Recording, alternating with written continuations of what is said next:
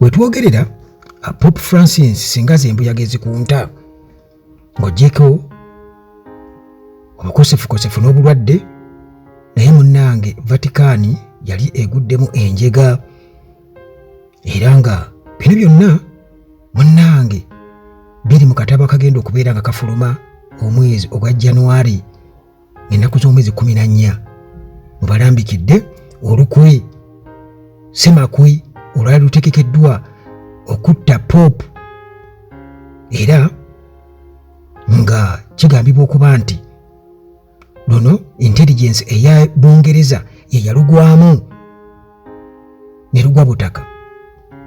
Kakati munnange eno plot oba olukwe olw'okutta Pope Francis lwalukibwa bwe yali ku lugendo lwe okugenda mu ggwanga erya Iraq, era nga munnange bano babagulizibwako intelligence okuva e Bungereza okusinziira ku autobiography oba munnange emboozi ewandiikiddwa Pope Francis yennyini, era nga eri mu katabo akagenda okubeera nga kafulumizibwa ennaku z'omwezi ga 14 omwezi ogwa January 2025. Luno nno Pope Francis alunyumyanga lutabaalo nti oluvannyuma lw'okubeera nti nno atonnye ku ttaka ly'ekibuga ekikulu Baghdad ekya Iraq mu mwaka 2021 mu mwezi ogwokusatu, munnange bw'atyo ng'abagulizibwako nti omukolo gye yali agenda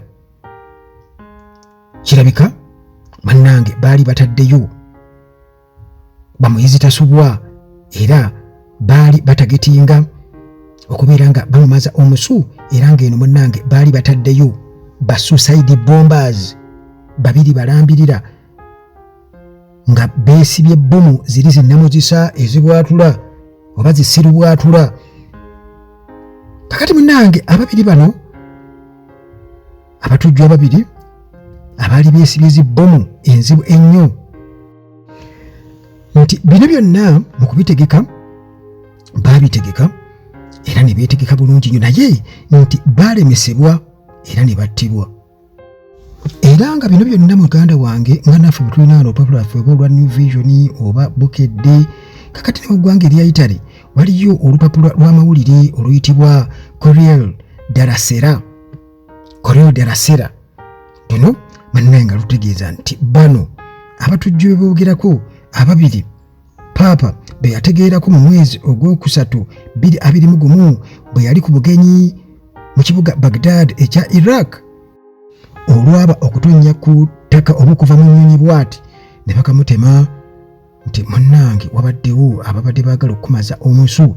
Kakati nga bwe nkutegeezezza nti ba attackers oba balumbagaanyi bano ababiri baakwatibwa era ne battibwa. Kakati munnange obugenyi bwatwala ennaku ezisoba mu 3. Ebiseera bino byali bya pandemic eya COVID-19. Ekirwadde ekya COVID-19 kyali muganda wange kyeriisa nkuuli. Pope Francis bw'atyo wakati mu kuwakanyizibwa togenda ngenda yasobola okubeera nga awubako olubu lw'ekigere mu ggwanga erya Iraq, era nga lwe lugendo munnange olwali lusookedde ddala Pope okugenda mu ggwanga erya Iraq wakati mu bukuumi obw'amaanyi ennyo obutabangawo. Kati mu kuddamuko emabega mu ggwanga lino erya Iraq emyaka mingi nnyo egiyise emabega wabaddengawo okusosolebwa mu Iraq, era nga wabaddewo okulwanagana wakati w'Abashiya n'Abasunni nga bano bonna basiraamu, okukosa munnange n'okusosolebwa eri abo abatono, ng'era okusosolebwa kuno kusinziira ku madiini.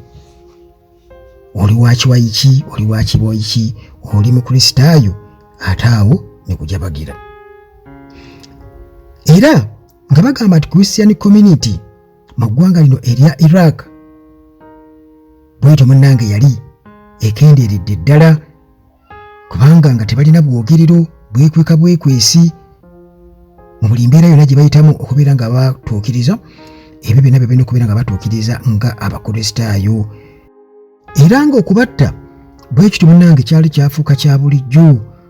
Groups nnyingi eza Islamic State okukosa ne ba Sunni extremists munnange bano nga bagufudde mugano nga tebatta bussi bannaabwe abashiya wabula n'abakristaayo nabo bwe bati munnange nga bali ku ntujjo ey'amaanyi. Kale omuwendo ogw'abakristaayo ne gulabika nga gwajja kukendeerera ddala nga buli omu muganda wange ateeka ku buteesi kakokola tondeka nnyuma tetujja kusobola sayidi zeeyo.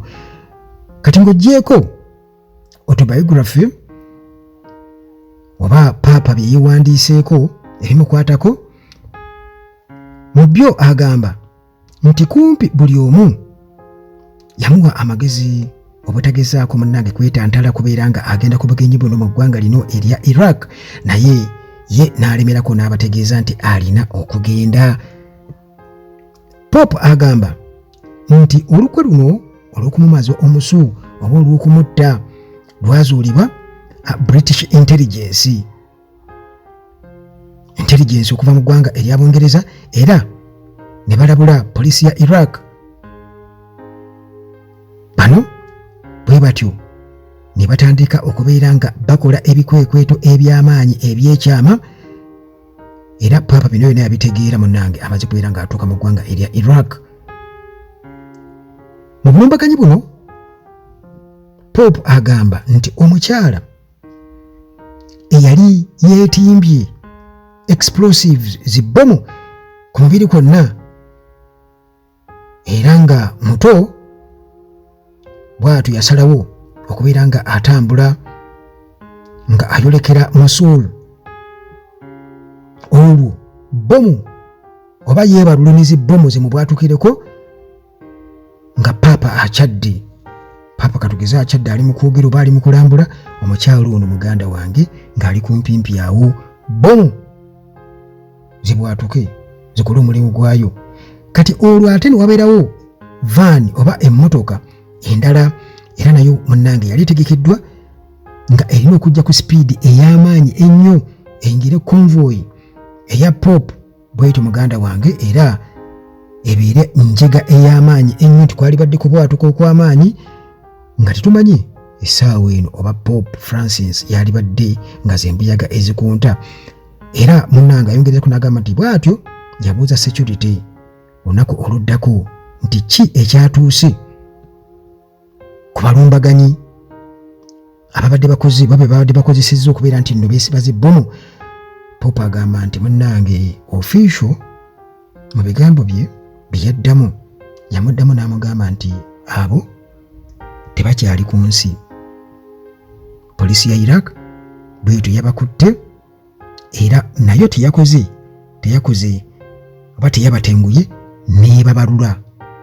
Kitegeeza nti mu kubakubibwa ebyaso oba ki muganda wange nabo bwe batyo bwe baabaluse nti kye babadde beesibye oba bye baali beesibye mu kiseera ekyo era munnange bye baakozesa okubeera nga bababalula. Kati akatabo kano kugambye bakayita Hope era kagenda kubeera nga kabeera published 14 January. Pope Francis mwannyonnyolera muganda wange akaseera akaali akazibu ennyo era nga muganda wange akanyumya nga lutabaalo byonna mu autobiography eya Pope Francis kugambye ennaku z'omwezi nga 14 omwezi ogwa January 2025 lwegenda okubeera nga efulumizibwa.